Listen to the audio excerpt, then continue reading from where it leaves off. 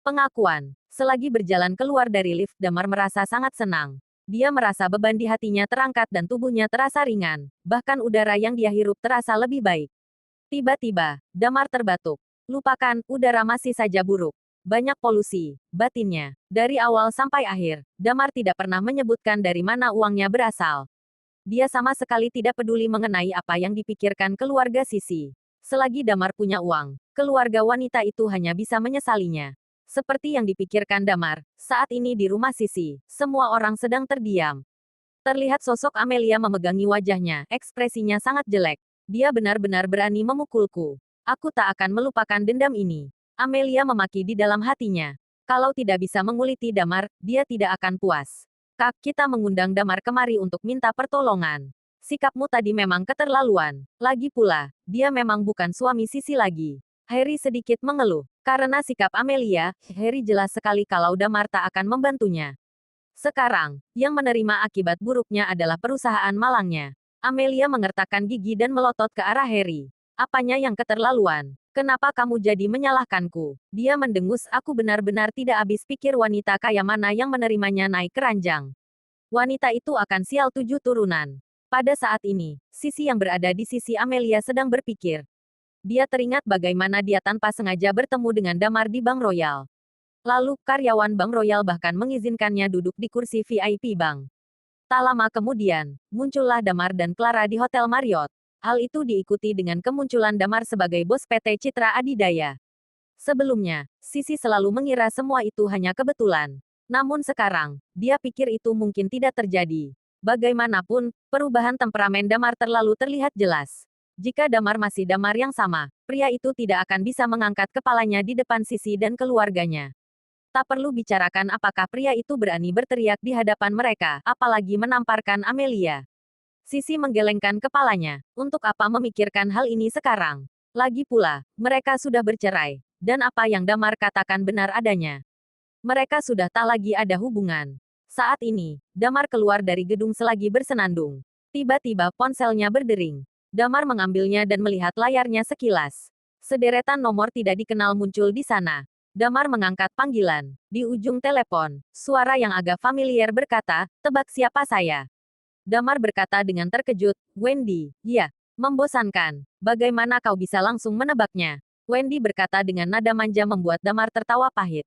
Sebentar lagi kita jalan-jalan, yuk. Damar mengerjapkan mata. Jalan-jalan. Batinnya, dia menghela napas dalam hati. Damar tahu pikiran Wendy. Wanita ini terlalu penasaran dengan jati dirinya.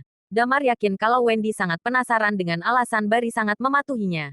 Setelah mengenal Wendy lebih jauh, Damar menyadari sifat wanita itu sangat berbeda terhadap orang dekat dan orang yang baru dikenal. Saat baru kenal, Wendy bak seorang dewi di mata Damar, bersikap begitu anggun dan dingin. Namun, setelah mereka jadi lebih dekat, Wendy begitu terus terang, terutama ketika mabuk. Baik, jangan pikirkan itu lagi. Nona besar, kamu tidak bekerja. Damar berkata dengan nada bercanda. Ayahmu hanya ada satu anak, kamu seorang. Kamu harus belajar manajemen dengan baik. Jika tidak, tidak ada yang akan mengambil alih perusahaannya di masa depan. Tidak perlu kamu pikirkan. Yang penting, sekarang aku ingin membawamu menemui seorang wanita cantik. Wendy berkata sambil menyeringai. Cantik. Mata Damar berbinar. Dia terkekeh. Cantik atau tidak itu bukan masalah. Alasan utama aku bersedia ikut itu karena aku tak ada kerjaan, mengerti. Pria itu berkata dengan santai. Bah, bisa dibayangkan bagaimana Wendy memutar bola matanya. Wanita itu pun mematikan panggilan dan segera mengirimkan alamat kepada Damar. Ketika panggilan dimatikan, ekspresi Damar sekejap berubah dingin. Walau nada bicaranya membuatnya menunjukkan ketertarikan mengenai pertemuan dengan wanita cantik, tapi sebenarnya dia memiliki alasan lain untuk ikut dengan Wendy.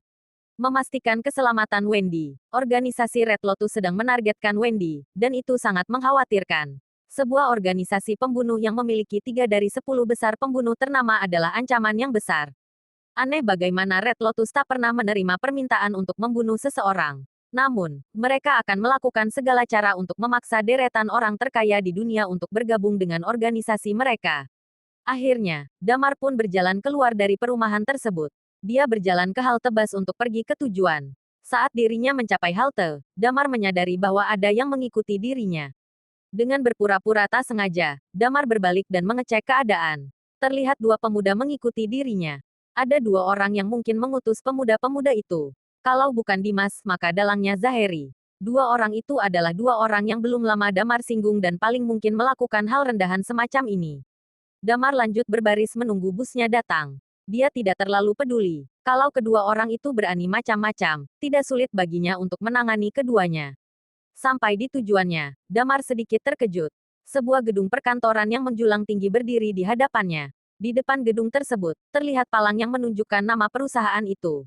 Grup Panorama, ucap Damar sembari membaca. Hah, Damar menghela napas. Grup Panorama adalah salah satu perusahaan Bari. Ternyata, Wendy, gadis kecil itu, menyuruhnya bermain ke perusahaan mereka. Apa aku boleh membatalkan pertemuan ini? Gumam Damar dalam hati. Pada akhirnya, Damar melangkahkan kakinya maju untuk menghampiri pintu masuk kantor.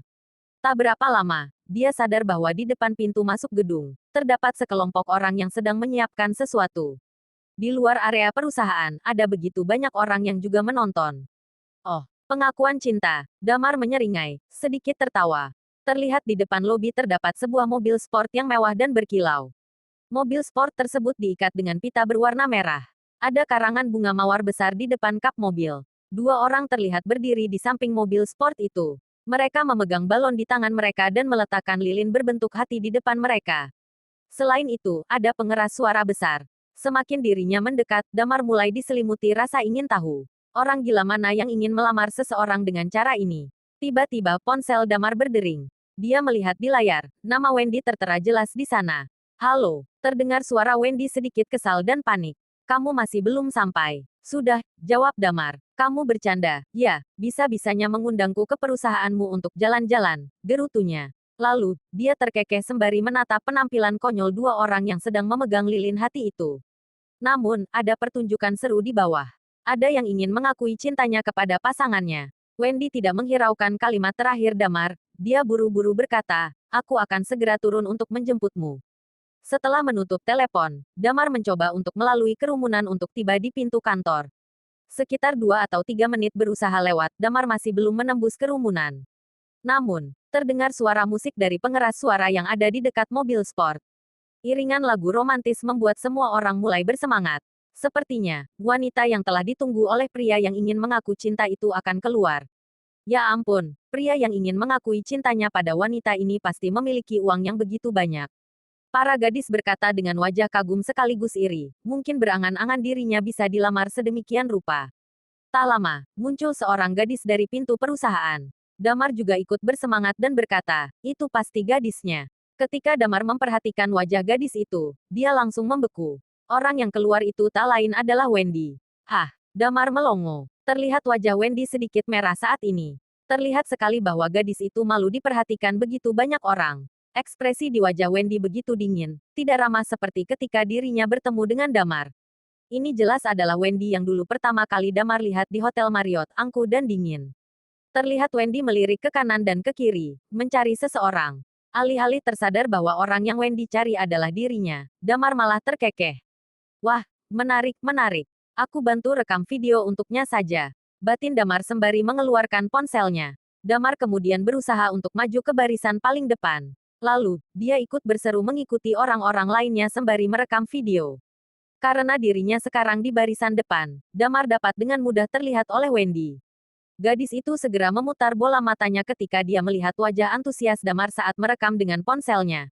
Pada saat ini, pintu mobil tiba-tiba terbuka. Seorang pemuda tampan dengan kacamata hitam keluar dari sana. Pemuda itu memegang seikat mawar yang terlihat mahal di tangannya. Senyuman lembut terpampang di wajahnya. Setelah pemuda tampan itu keluar dari mobil, di belakangnya, 7 atau 8 pemuda berjas segera mengikutinya. Orang-orang tersebut berdiri di kedua sisi mobil sembari mengangkat balon di tangan mereka pada saat yang bersamaan. Damar mengakui kalau adegan ini terlihat sangat romantis, terlihat kalau pemuda itu bekerja keras untuk mengesankan wanitanya. Tak hanya kaya, pria itu juga tampan. Sungguh sebuah paket lengkap. Pemuda itu berjalan mendekati Wendy. Terlihat wajah Wendy begitu merah dengan adegan ini. Wendy menatap pemuda itu dan berkata, Erlangga, apa yang akan kamu lakukan?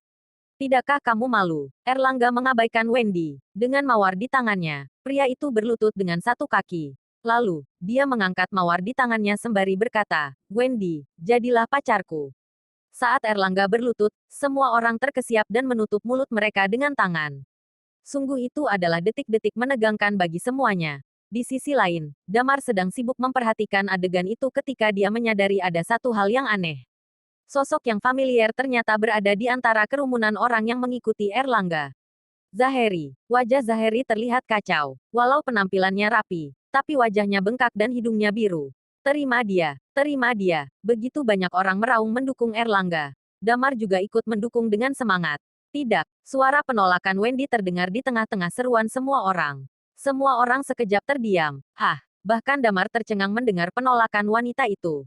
Semua orang dengan canggung menatap ke arah Erlangga. Wajah pria itu terlihat kecewa dan buruk. Kenapa? Erlangga mengerutkan kening dan berkata, aku telah mengejarmu selama 5 tahun. Wendy berkata dengan enteng, aku punya pacar, jadi jangan mengganggu aku lagi ke depannya. Aku tidak percaya, Erlangga membalas. Aku selalu membereskan pria-pria yang mencoba mendekatimu.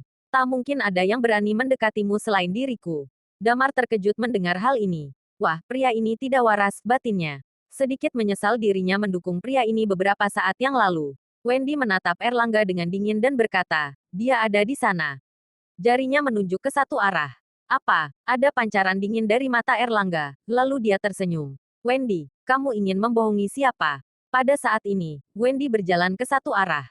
Langkah demi langkah gadis itu ambil, mendekatkan dirinya ke arah Damar. Melihat hal ini, Damar membeku di tempat dan memaki dalam hati apa dia gila. Dia sangat menyesal telah datang ke tempat itu. Wendy segera menarik tangan Damar yang tadi sibuk mengarahkan ponselnya untuk merekam. Dia sedikit kehilangan keseimbangan saat gadis itu menariknya dengan kasar keluar dari kerumunan. Ini dia, bersambung.